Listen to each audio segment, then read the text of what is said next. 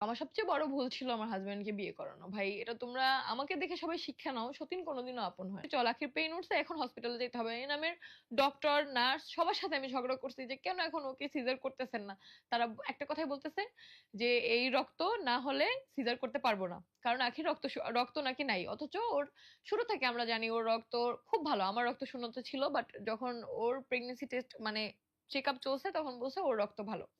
তো আমি যখন এটা শুনতে পারি যে রক্ত নাই, ও কষ্ট পাচ্ছে, ওর পেইন উঠে গেছে, আমি হসপিটালে ওইখানে যাওয়ার পরে এত মানুষের কাছে রক্ত চাই, তখন রাত 2টার বেশি বাজে, কাউকে পাই না ফোনে। কত ব্লাড গ্রুপে হচ্ছে পোস্ট দিছি, আমাদের ফেসবুকে পোস্ট দিছি, পেজে পোস্ট দিছি। হসপিটালে কান্না করতে করতে একসময় চিল্লায় চিল্লায় আমি বসে পড়ছি। আলিশাকে যে কোলে নেয় ভালোবেসে কোলে নেয়, এটা যদি আমি বুঝতাম রিয়া এটা নিয়েও খোটা দিবে, আমি রিয়াকে বলতাম তুই আলিশাকে ধরবি না। আমি তো দেখতাম যে ও খালা হিসেবে ভালোবাসতেছে, কখনো তো বুঝি নাই যে এইগুলো নিয়েও খোটা দিবে। হ্যালো এভরিওয়ান, আসসালামু আলাইকুম, welcome back to my new video. আজকে আমি তোমাদের সাথে কিছু কথা শেয়ার করব, যেটা বিষয় নিয়ে আমি কথা বলতে চাইনি, বাট আমি দেখলাম অনেক মিথ্যা ছড়াছড়ি হচ্ছে। আমার আমার ভালোবাসার মানুষের অভাব নাই, তারা সবাই আমাকে বলতেছে আপু তুমি কেন ক্লিয়ার করতেছো না, তুমি তো এত কিছু করছো এই 2 বছরে সবার জন্য, তো তুমি কেন সত্যটা সামনে আনতেছো না। আজকে আমি একদম শুরু থেকে সবকিছু বলবো। আখি আসার আমাদের জীবনে সেই শুরু থেকে শেষ পর্যন্ত কি কি ঘটছে সবকিছু। অনেক একতরফা কথা শুনলে তো হয় না, আমি তো এখনো কিছু বলিই নাই। আচ্ছা যাই হোক, জাস্ট কিছু কিছু ঘটনা আমি লাইভে বলছিলাম, পুরোটা কিন্তু আমি বলি নাই। সো আজকে সবকিছু তোমরা জানতে পারবা।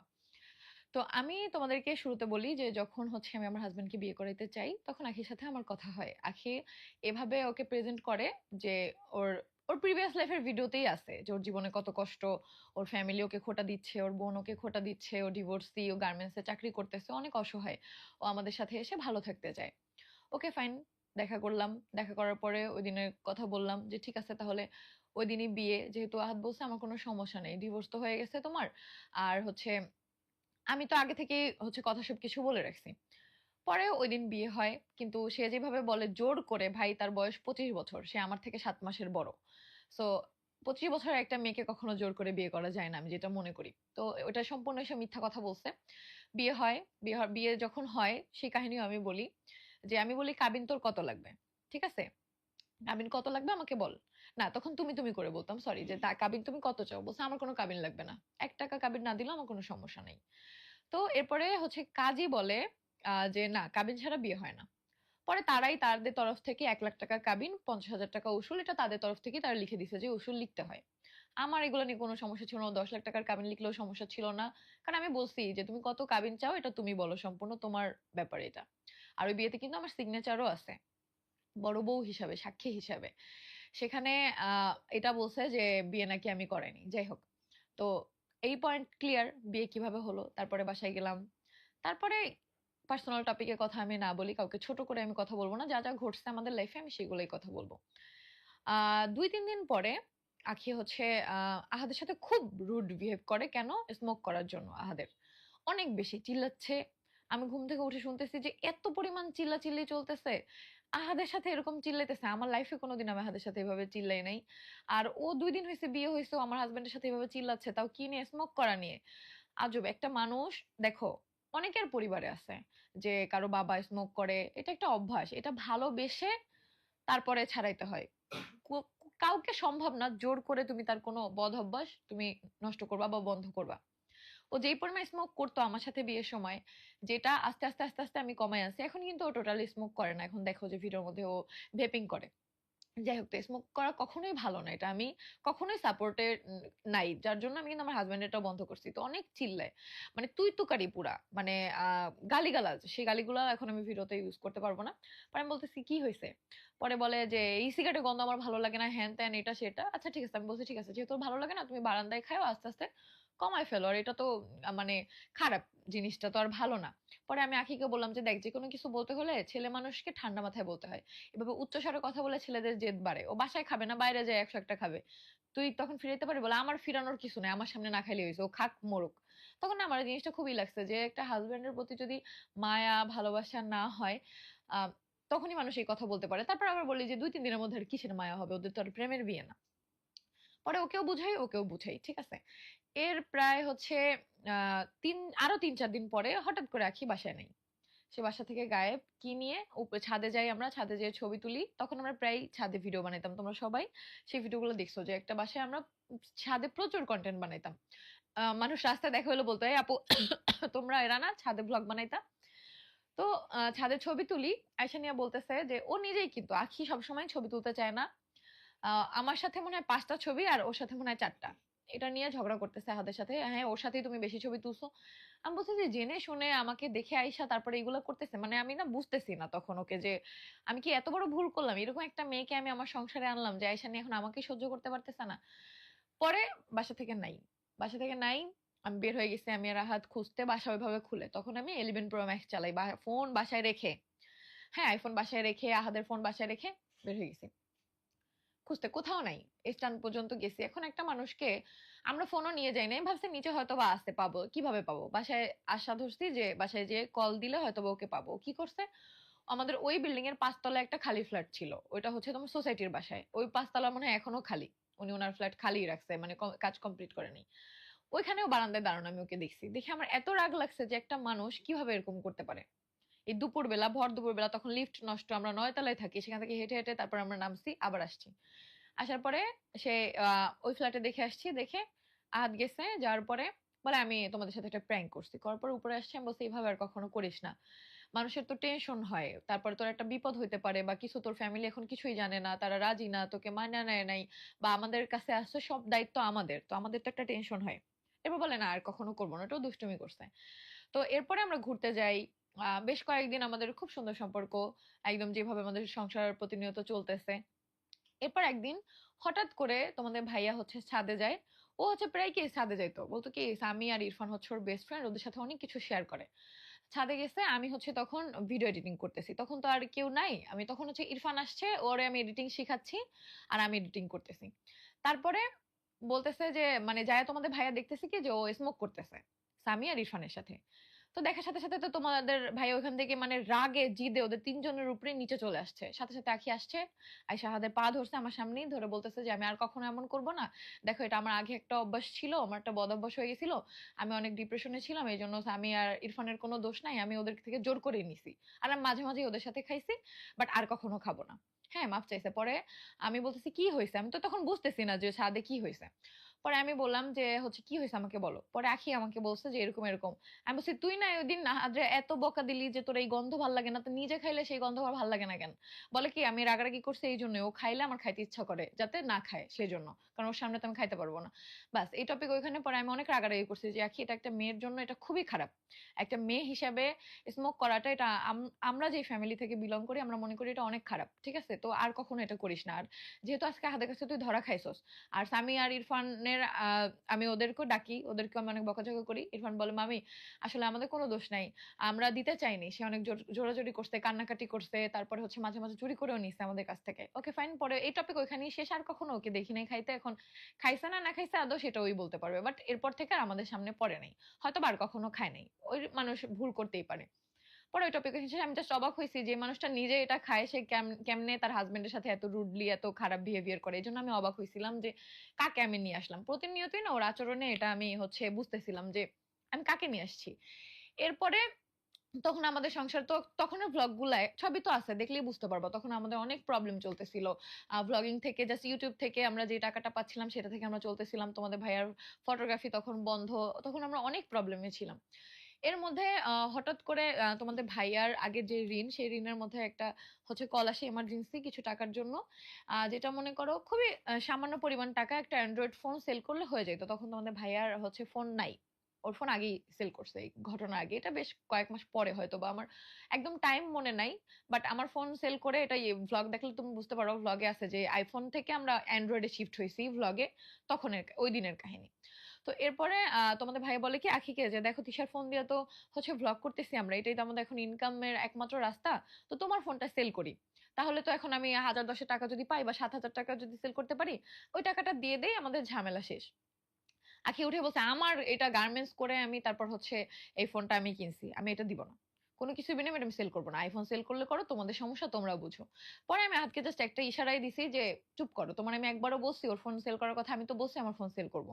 আমার ফোন কিন্তু ওটা আমার পরিবারে দেওয়া ছিল, তোমাদের ভাইয়ার না। ওটা আমি অনেক আগে থেকেই চালাই। শেষ কথা, আমার ফোন সেল করে দিছি। তারপরে কি করছি, আমার ফোন সেল করে আমি তোমাদের ভাই ওখান থেকে টাকা রেখে, যেহেতু এটা আইফোন, এটা তো একটা ভালো দামে আমরা সেল করতে পারছি।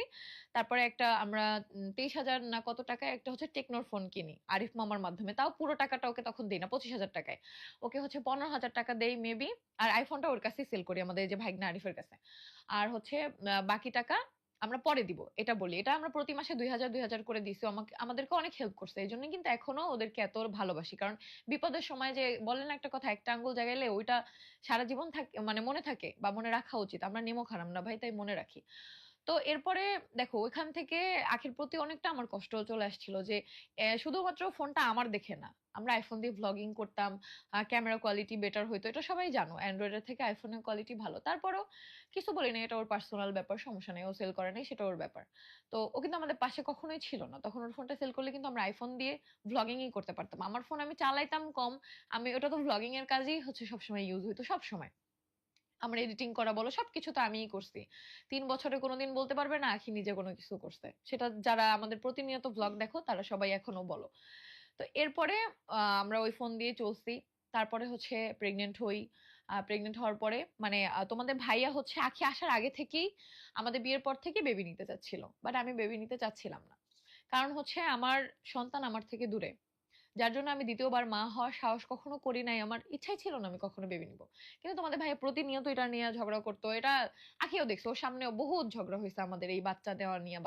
আমি একবার বাসা থেকে রাগ করে চলেও গেছিলাম যে এই বেবি নেওয়ার জন্য আমাকে এত ফোর্স করতো তোমাদের ভাইয়ার। তখন আমি এই কথাটা শুনতেই পারতাম না যে না আমি বেবি নিব না।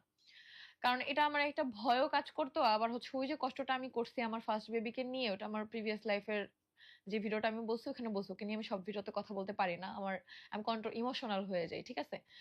যাই হোক, তো এরপরে আহ, তোমাদের ভাইয়া অনেক কষ্ট আমাকে রাজি করলো। আমি বললাম ঠিক আছে, ইউটিউব থেকে যদি তুমি ঠিক মতো আর্নিং দেখাইতে পারো যে হ্যাঁ আমাদের আর্নিং হচ্ছে, তাহলে হচ্ছে আমি বেবি নিব, যে আমার বেবির কোনো কষ্ট হবে না। কারণ এখন আমরা টানাপোড়েন করে চলতেছি, এই আমার ফোন সেল করে দিলাম, এই কষ্ট করতেছি, আজকে বাজার থাকবে না তাহলে কালকে এটা সেটা, আমরা তিনজন মিলে সেটা করতেছি।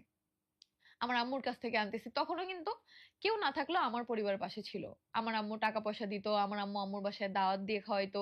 তখন আম্মু আঁখিকেও মেনে নিছে, শুরুর দিকে রাগ হয়ে থাকলো যে তোরা যদি মিলে থাকো তাহলে আমাদের কোনো সমস্যা নাই। আর আমার ভাই তো তখন আমাদের ভিডিও করে দিচ্ছে একদম ফ্রিতে, ওকে কোনো বেতনও আমরা দেইনি, কিছুও না, আমার পাশে সবসময় ছিল। তখন কিন্তু আমাদের কোনো টাকা পয়সা ছিল না। মাসে মনে হয় কত কি বলবো 20-30 হাজার টাকা মনে হয় আমরা ইউটিউব থেকে তখন ইনকাম করতাম। বাসা ভাড়াই চলে যেত 11,000। ওই বাসার বাড়িওয়ালাও যে এত ভালো ছিল, আমরা দেখা যেত যে 1 তারিখের ভাড়া আমরা 25 তারিখ দিতাম, সেই পর্যন্তই আঙ্কেল হচ্ছে অপেক্ষা করতো। খুবই ভালো ছিল সে। তো এটা সারা জীবন মনে থাকবে, ওই বাসায় আমাদের অনেক হেল্প করছে। তো আবার ওই বাসার ছাদে আমরা যে পরিমাণ ভিডিও বানাইতাম কেউ কিছু বলতো না।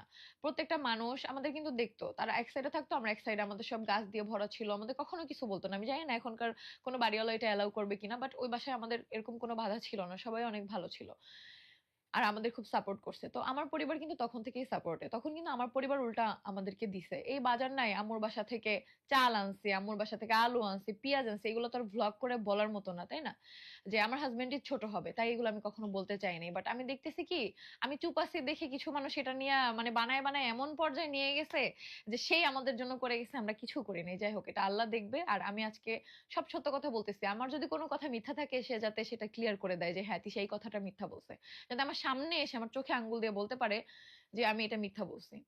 আজকে আমি যা যা বলতেছি, এই পর্যন্ত আমি কোনোদিন কোনো মিথ্যা কথা বলিও নাই। তো এরপরে হচ্ছে আমার পরিবার কিন্তু তখনও পাশে। তো প্রেগনেন্ট হইলাম, আমার আম্মু তখন হচ্ছে যা পারতো আমাদের যতটুকু পারতো হেল্প করতো। ডক্টর দেখাইতে গেলে আম্মুর কাছ থেকে টাকা নিয়ে যেতাম। আমার পরিবারকে কিন্তু তখন কিছু দেয় না, কারণ আমরা নিজেরাই চলতে পারি না। কিন্তু আমার পরিবার কিন্তু তখনও পাশে ছিল। তখন কিন্তু তোমাদের ভাইয়ার পরিবার ছিল না। আর তোমাদের আখিয়াপুর পরিবারের তো পাত্তাই ছিল না। আর তোমাদের ভাইয়ার পরিবারও ছিল না। তখন শুধুমাত্র আমার পরিবার আমার পাশে ছিল। শুধুমাত্র আমার পরিবার আমাদের সবার পাশে ছিল। আমাকে কিছু দিলে আম্মু তখনও আখিকেও দিছে। আমি প্রেগনেন্ট হইছি, এরপর আমাদের কোনো প্ল্যান ছিল না যে আখিও তখন প্রেগনেন্ট হবে। আমার আম্মুও বলছে যে দেখ তোরা দুইজন যেহেতু বাসায়, তখন তো আর আমাদের এত কাজের লোক ছিল না, দুইজন যেহেতু বাসায়, তোরা হচ্ছে আহ আগে তিশার বাবু হওয়ার অন্তত 2-3 বছর গ্যাপ নেওয়ার পরে যাতে আখি বাবু নেয়। কারণ হচ্ছে দুইটা একসাথে তোরা পালতে পারবি না, বাস্তবটা অনেক কঠিন। 200-3টা একসাথে থাকতেছো, কিন্তু দুইটা বাচ্চা একসাথে বড় করা এত সহজ না, খরচেরও ব্যাপার আছে। কিন্তু কেন জানি না সাডেন হচ্ছে আখি প্ল্যান করে ও বেবি নিবে। তো ও যখন এই কথাটা বলে তখন আমিও বলি আচ্ছা ঠিক আছে নে, বেবি নিয়ে কোনো সমস্যা নাই। কারণ আমি তখন মনে করি যে হতে পারে ও যে এখন সবাইকে বলতেছে আমি ওকে বেবি নিতে বলছি, আমি কখন বলছি? ও আগে বলছে তারপর আমি বলছি। ও এটাও বলছে যে ওর ফার্স্ট বেবিটা যেহেতু অ্যাবর্শন করে ফেলছে, ও দুনিয়ায় আনতে পারে নাই, বাধ্য হইছে। কারণ ওর হাসব্যান্ড অস্বীকার করছে। এটা তো ও বলছেই। ওর প্রিভিয়াস লাইফের ভিডিওতে ও নিজেই বলছে। ওর হাসব্যান্ড বেবিটা অস্বীকার করছে যে এটা তার বেবি না। ঠিক আছে? তো এজন্য ও বাচ্চাটা অ্যাবর্শন করতে বাধ্য হইছে, অ্যাবর্শন করে ফেলছে। Okay fine. পরে আমি ভাবলাম আসলে একটা মেয়ের জীবনে এটা তো অনেক কষ্ট। একটা বাচ্চা অ্যাবর্শন করে ফেলছে বাধ্য হয়ে। এখন ও মা হতে চাচ্ছে। তো ও তো আহাদের ওয়াইফ। আমি তখন বলছি আচ্ছা ঠিক আছে তোরাও বাচ্চা নে। যেহেতু আমিও প্রেগন্যান্ট তুইও নে। যা হবে দেখা যাবে। একসাথে এমন হয় না যে ২ ভাইয়ের বউ একসাথে বাচ্চা নেয়। ২ জা একসাথে প্রেগন্যান্ট হয় তো বাচ্চা পালে না। সমস্যা নাই। আমি তোরে দেখব তুই আমারে দেখবি। কারণ ২-৩ মাসের গ্যাপ তখন অলরেডি আছে। এরপরে ও বলে আচ্ছা ঠিক আছে। সেটাকেও বানাইছে কনটেন্ট এর জন্য। ভাই কনটেন্ট এর জন্য নাকি আমাকে দেখে হিংসায় সেটা ওই ভালো বলতে পারবে। যাই হোক সেই টপিকে আমি না যাই। ও আমাকে যেটা বলছে তারপর আমি ওকে বলছি যে হ্যাঁ বাচ্চা নে। তো এরপরেও আমাকে বলতেছে কি ও প্রেগন্যান্ট হওয়ার পর অনেক কমেন্ট আসতেছিল যে দেখছো ছোট বউটা অনেক হিংসুটে। তো তুমি প্রেগন্যান্ট হয়েছো দেখে হিংসায় সে প্রেগন্যান্ট হয়েছে। তখন আমাকে বলতেছে কি তিশা তুই এটা বলবি ভিডিওতে যে তুই আমারে বলছো বাচ্চা নিতে। তাহলে আর আমাকে কেউ খারাপ বলবে না। আমি বলছি আচ্ছা ঠিক আছে। পরে আমি ভিডিওতে এটাই বলছি তোমরা কি এই কমেন্ট করো না। আমি ওরে বাচ্চা নিতে বলছি। আমি এটা ওরকে যাতে কেউ বাজে কমেন্ট না করে সেজন্য বলছি। এটা উপরে আল্লাহ আছে আর আমি একজন প্রেগন্যান্ট বর্তমানেও। সো মিথ্যা বলার আমার সামনে অনেক কঠিন মুহূর্ত আমার আসতেছে। এখন মিথ্যা বলার আমার কোনো ইচ্ছা নাই। যা সত্য আমি তাই বলতেছি। এরপরে হচ্ছে ২ জন মিলে প্রেগন্যান্ট হই। প্রেগন্যান্ট হওয়ার পরে আমাদের প্রচুর জ্বর হয়। বিশ্বাস করো আমাদের কখনো ওইরকম খারাপ সম্পর্ক ও যেভাবে প্রেজেন্ট করছে যে ও এক কোণায় শুয়ে থাকতো, এটা সেটা বাসার মধ্যে না প্রায়োরিটি ওরই বেশি ছিল। ও যেদিন আমারে বলছে ওর আগের শাশুড়ি ওরে রান্নাঘরে কোনো অধিকার দেয় নাই, সেদিন আমি আমার রান্নাঘরের অধিকার ছেড়ে দিছি। ভাই কোন মেয়ের রান্নাঘরের প্রতি ভালোবাসা নাই? কোন মেয়ে রান্না করতে পছন্দ করে না?